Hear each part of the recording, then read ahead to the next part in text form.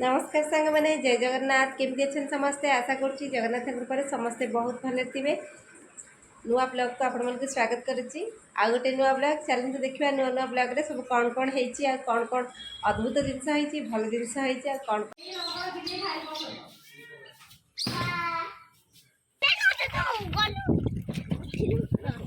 आजिर ब्लॉगटे बहुत इंटरेस्टिंग कारण छोट छोट पिला मोर माने जितेबाला माने छोट थिले माने एबेकार नुहे जितेबाला मोमो छोट थिला गेला छोट थिला सेतेबाला एटा हेइथिला। तो देख मु भाबिले आपण मन सहित शेयर करी कारण छोट पिलांकर मेमोरी सब बड़े भल लगे सब बड़े सुंदर लगे समस्त घरे यही परिस्थिति हुए भारी भल लगे। तो यहाँ गाँव ब्लॉगटे जितेबाला मो पिला छोट थिले आमे गाँ को जाइथिलु किछि जरूरी थिला।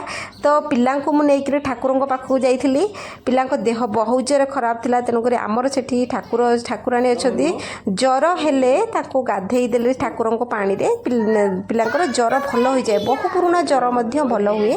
तो विश्वास अच्छी विश्वास मूले भगवान आउ पिला मानकु नेइकी जाइथिली मो पिला माने बहुत सुस्थ मध्य हेले। तो आम गाँ को आमे जाइथिलु पिला जेतले मोमो जेतले 2 वर्ष 2.5 वर्ष रहिथिला आ गेला भी छोट थिला मो बड़ झियो भी छोट थिला आम गाँ को आमे जाइथिलु आम गाँ होजी काकटपुर पाखरे आम गाँ। तो आमे सेठिकी जाइथिलु 2 दिन थिला आमे ओडिशा जाइथिलु तापरे गाँ को मध्य 2 दिन पई जाइथिलु। तो 2टा पिला मोर आ मोर हस्बैंड आउ मो भौणी आमे समस्ते गाँ को जाइथिलु। तो एटा सेही ब्लॉग रिलेटेड छोट पिलांकर गाँ रे से केते एक्साइटमेंट थाती कारण आमको सहर रे सब जिनस मिलेनी जो प्रकृतिर सबुतक जिनस आमको गाँ रे ही मिली थाए। तो आमे पहुँचलु सकाळ 12टा 1 बेलू घर 10टा रे बाहरलु घंटे 1.5 घंटा पहुँची गलु। तो मिनिमम 12टा बेले पहुँचलु ठाकुर पाख होइकरी घरे पहुँचला बेलू 4टा हेलाणी।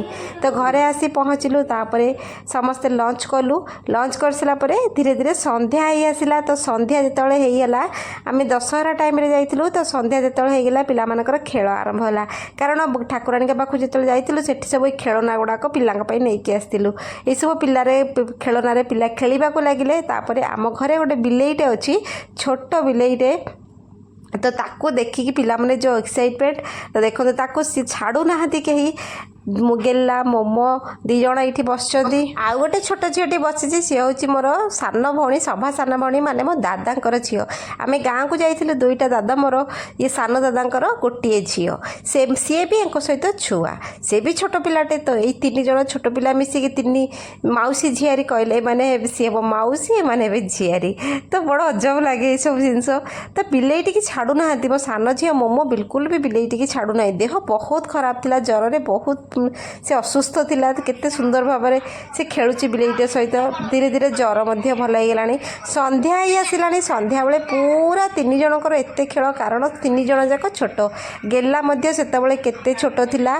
तो मोमो कौन करथाए टिके खेलुथाए तापर ता पापा पाखु पळौथाए एमिति है कि संध्या है कि राति हो गला तार दिन हैला। तो तार दिन समस्ते आम दादा जाल नहीं कि गले कहले किछिटा माछ जदि मिलिबो ताले गोटे बढ़िया तरकारीटे हबो। तो मते नई माछ भल लगे पोखरी माछ बिल्कुल भल लगे नहीं। तो सेतिपाई से गले ये सब छोट छोट पोखरी भाई होता है या भितर माछ थांती कि पोखरी माछ नुहे। तो सी धरवाई गले किंतु एमती है जो गोटे भी माछ पड़ा ना खरा बहुत है पलि आसिले छोट पिला समस्ते जाइए।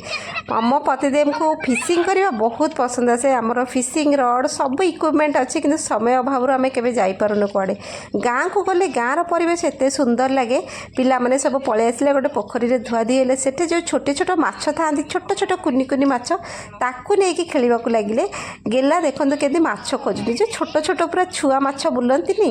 तो सही माछ सहित सब पिला एकाले से पूरा आंबुड़ी पड़ी माछ धरियापाई।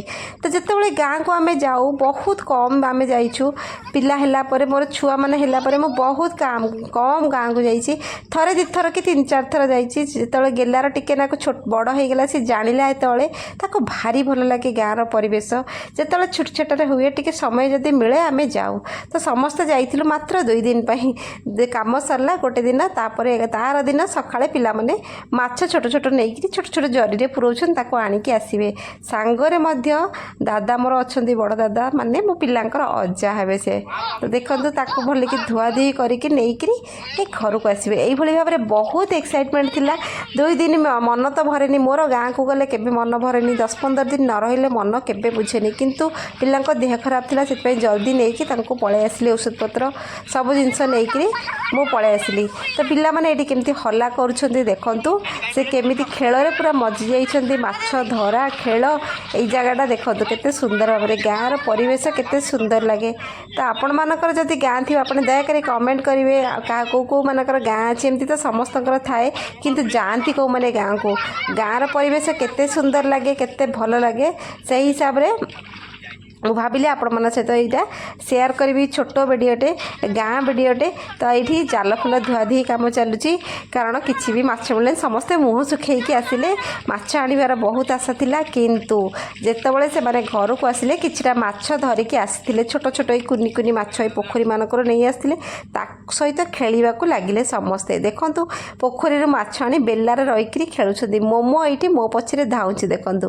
ମୁଁ ଏପଟେ ଦାଦା ମଟନ୍ ଆଣିଥିଲେ, ତେଣୁକରି ମୁଁ ସେଇଟା ତିଆରି କରୁଥିଲି, ମୋମୋ ମୋ ପଛରେ ଧାଉଁଛି। ଏଠି ଏମାନେ 3 ଜଣ ମାଛଙ୍କ ପଛରେ ଦେଖନ୍ତୁ, ଗୋଟେ ବେଲାରେ ତାକୁ ପୁରେଇ ଦେଇଛନ୍ତି, ପୁରେଇକିରି ଗୋଟେ କଙ୍କଡ଼ା ଧରିକିରି ଖେଳୁଛନ୍ତି। ମାନେ ଛୋଟ ପିଲା କେତେ ଛୋଟ ଛୋଟ ଜିନିଷରେ ଖୁସି ହୁଅନ୍ତି, କିନ୍ତୁ ବଡ଼ ଲୋକଙ୍କୁ ଏତେ ଜିନିଷ ଦେଲେ ମଧ୍ୟ ସେମାନେ କେବେ ଖୁସି ହୁଅନ୍ତିନି। ଛୋଟ ପିଲାଙ୍କଠୁ ଶିଖିବା କଥା ଲାଇଫ୍ଟା କେମିତି ବଞ୍ଚିବା କଥା। ଦେଖନ୍ତୁ କେତେ କୁନି କୁନି ମାଛକୁ ନେଇ ସେମାନେ କେତେ ଏକ୍ସାଇଟେଡ଼ ଅଛନ୍ତି। ସେମାନଙ୍କୁ ପଇସା ପତ୍ର ଧନରତ୍ନ କିଛି ବି ଦରକାର ନାହିଁ। ମୋମୋ, ଗେଲା ଆଉ ଦାଦାଙ୍କ ଝିଅ ନାଁ ହେଉଛି ଆସିତା ନା, 3 ଜଣ ମିଶିକିରି କେତେ ଏକ୍ସାଇଟମେଣ୍ଟ, ତାକୁ ଛାଡ଼ୁନାହାନ୍ତି ମଧ୍ୟ। ଦାଦା ମଧ୍ୟ ତାଙ୍କ ସହିତ ଲାଗିଯାଇଛନ୍ତି, ତାଙ୍କୁ ପିଲାମାନେ ଭାରି ପସନ୍ଦ। ତ ଦେଖନ୍ତୁ ଏଇଭଳି ମୋମୋ ମଧ୍ୟ କିଛି ବୁଝି ବି ପାରୁନି ଏଠି ହେଉଛି କ'ଣ, ସିଏ ଏକ୍ସାଇଟମେଣ୍ଟରେ ଟିକେ ମୋତେ ଅନଉଛି, ସମସ୍ତଙ୍କୁ ଅନଉଛି, ତାପରେ ସେ ମାଛ ପାଖକୁ ଯାଉଛି। ସିଏ ବହୁତ ଛୋଟ ଥିଲା ସେତେବେଳେ, ଧୀରେ ଧୀରେ କଥା କହିବା ଆରମ୍ଭ କରୁଥିଲା। ଏଇଭଳି ଭାବରେ ଗାଁର ଟ୍ରିପ୍ଟି ଆମର ଥିଲା, 2 ଦିନର ଟ୍ରିପ୍ ଥିଲା। ଭଲ ଭାବରେ ବୁଲିଲୁ, ଖାଇଲୁ ପିଇଲୁ। ଗାଁକୁ ଗଲେ ଭାରି ଭଲ ଲାଗେ, ଦାନ୍ତ କାଠିରେ ଦାନ୍ତ ଘଷିବା, ଚୁଲି ରନ୍ଧା ଖାଇବା, ନଈ କୂଳକୁ ଯିବା, ଥଣ୍ଡା ପବନ, କେତେ ସୁନ୍ଦର ଲାଗେ ଗାଁକୁ। କିନ୍ତୁ ସମୟ ଅଭାବରୁ ଆମେ ଯାଇପାରୁନୁ, ପିଲାମାନଙ୍କର ପାଠପଢ଼ା, ସ୍କୁଲ, ପରୀକ୍ଷା ଏଇସବୁରେ ପୁରା ରହିଯାଉଛୁ ପୁରା ବ୍ୟସ୍ତ ହୋଇକିରି। ଯେତେବେଳେ ସମର ଭ୍ୟାକେସନ୍ ପଡ଼ୁଛି ସେତେବେଳେ ବି ଯିବାକୁ ସୁବିଧା ମଧ୍ୟ ହେଉନି, ଆଉ ସବୁ ଅଲଗା ଅଲଗା ଜିନିଷ ରହିଯାଏ। ତ ଏଇଭଳି ଭାବରେ ଆମର ଗାଁର 2 ଦିନର ଗୋଟେ ଭଲ ଛୋଟ ମେମୋରିଟେ ଥିଲା। ଆଶା କଲି ଆପଣମାନଙ୍କ ସହିତ ସେୟାର କଲେ ଟିକେ ଖୁସି ଲାଗିବ। ମୋମୋ କେମିତି ଗୋଟେ କଙ୍କଡ଼ା ଧରିକିରି ଖେଳୁଛି, କଙ୍କଡ଼ାଟା ଅଲମୋଷ୍ଟ ମରିଯାଇଛି ବୋଧେ, ହଁ ମରିଯାଇଛି ସିଏ। ମୋ ସାନ ଭଉଣୀ ଦେଖନ୍ତୁ ଆସି ଜମା ବି ଡରୁନି, ସେ କଙ୍କଡ଼ା ସହିତ ଖେଳି ମୋମୋକୁ ମଧ୍ୟ ଦେଉଛି। ଯଦି ଆପଣମାନଙ୍କର ଭଳି ଛୋଟ ଛୋଟ ମେମୋରି ଥିବ ଆପଣମାନେ ଦୟାକରି କମେଣ୍ଟରେ ଜଣାଇବେ। ତ ରହୁଛି ସାଙ୍ଗମାନେ, ଛୋଟ ବ୍ଲଗ୍ଟା ଆପଣମାନଙ୍କ ସହିତ ସେୟାର କଲି, ଗାଁର ଛୋଟ ମାଛ, ଗାଁର ପିଲା ଆଉ ଗାଁର ପରିବେଶ, ଗାଁର ବୁଲାଚଲା। ତ ରହୁଛି, ଦେଖାହେବା ଆଉ ଗୋଟେ ଭଲ ବ୍ଲଗ୍ରେ, ସୁନ୍ଦର ବ୍ଲଗ୍ରେ। ସେ ପର୍ଯ୍ୟନ୍ତ ସାଙ୍ଗମାନେ ଜୟ ଜଗନ୍ନାଥ। ମାଛ କଙ୍କଡ଼ା ତ କିଛି ମିଳିଲାନି, କିନ୍ତୁ ଏଇ ଛୁଆ ମାଛକୁ ନେଇକି ବେଲାରେ ରଖିକିରି ଯେଉଁ ଖେଳ ତାଙ୍କର ଚାଲିଥିଲା ସେଇଟା ଦେଖିବା ଲାୟକ ଥିଲା, ବହୁତ ଭଲ ଲାଗୁଥିଲା। ମୋମୋ ତ ପିଛା ଛାଡ଼ୁନାହିଁ ଜମା, ତ ପଛେ ପଛେ ଗୋଡ଼େଇ ଲାଗୁଛି।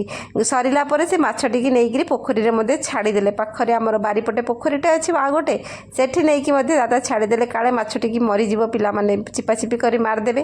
ତେଣୁକରି ଏଇଭଳି ଭାବରେ ସରିଲା। ରହୁଛି, ଜୟ ଜଗନ୍ନାଥ। ଦେଖନ୍ତୁ ପିଲା ମୋମୋ ଆଉ ଆସି କେମିତି ଖେଳୁଛନ୍ତି ଗାତ ଖୋଳିକିରି।